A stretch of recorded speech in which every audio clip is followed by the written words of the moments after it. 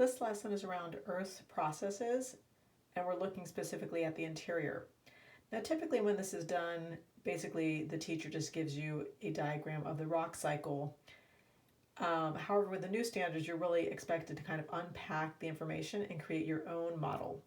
So first off, if you look at the focus question, it says, how can I develop a model to describe the cycling of Earth's materials and the flow of energy that drives this process? So I can see right out from the beginning, I can see some cross-cutting concepts of cycling and energy. Once again, you're going to read the vocabulary. If it's something you don't know, you'll just circle it in orange.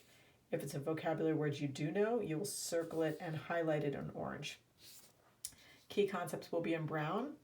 And then what you're going to do is you're going to take and you're going to read this and you're going to start to create a model. The videos are going to help you. So watch those first. And then you're also going to be kind of referencing this handout from earlier. So this is a model here, but we're going to be adding in some extra vocabulary words. So let's kind of read the first one together. So inside the Earth, there are different Earth processes such as melting, crystallization, and deformation. These processes cause matter to cycle from one type of material into another.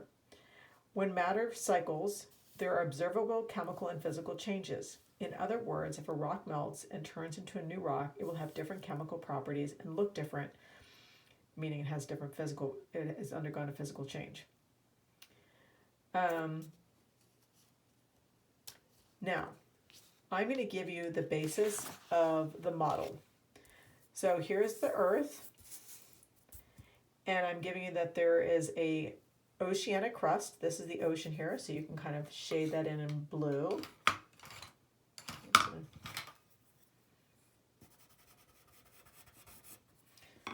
And then I've got a continental crust, and they are coming together. So you're going to kind of label these arrows.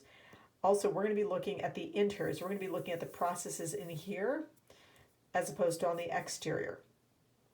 I'm going to give you some criteria, such as you need to have arrows, you need to have certain vocabulary words, you need to have a zoom in. And so you have to kind of go through these statements very carefully.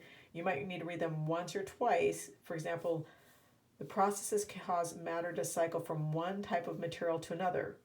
So maybe a rock melts, and then at another point it can actually, crystallize. So you're going to kind of show kind of how it can move from one type of rock to another.